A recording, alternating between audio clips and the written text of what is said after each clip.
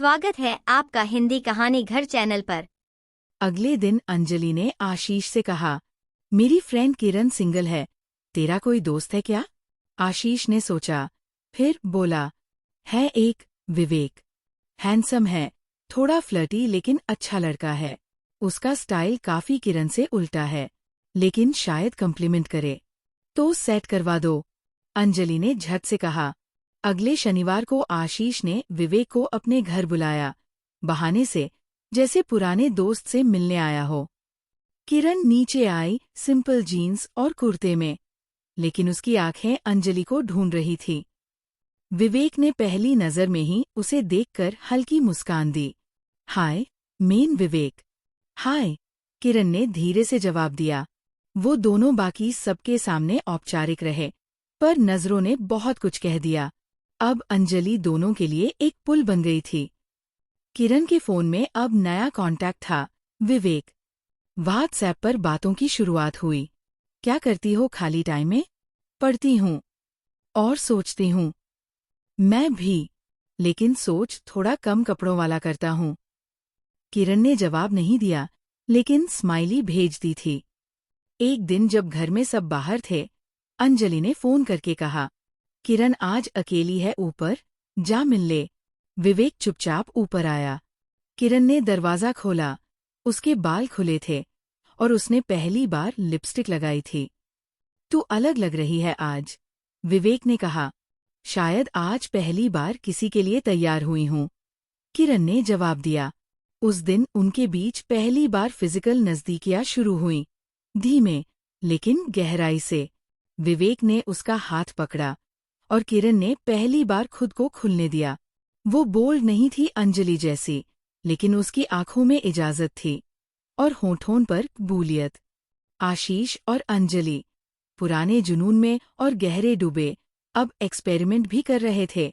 नए role play, नए जगहें। किरण और विवेक, नए रिश्ते की शुरुआत में, लेकिन गर्माहट धीरे धीरे बढ़ रही थी। मीठी, बोल्ड, मगर सलीके से।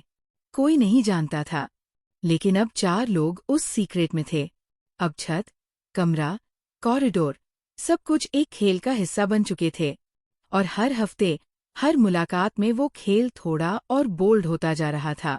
एक दिन नीलम और राजेश मिश्रा को एक रिश्तेदार की शादी में 2 दिन के लिए बाहर जाना पड़ा। नीलम बोली, आशीष, तुम चल क्यों नहीं रहे? आशीष ने कहा, मम्मी पढ़ाई का बहुत बैकलॉग है, मैं घर पर ही रहूंगा।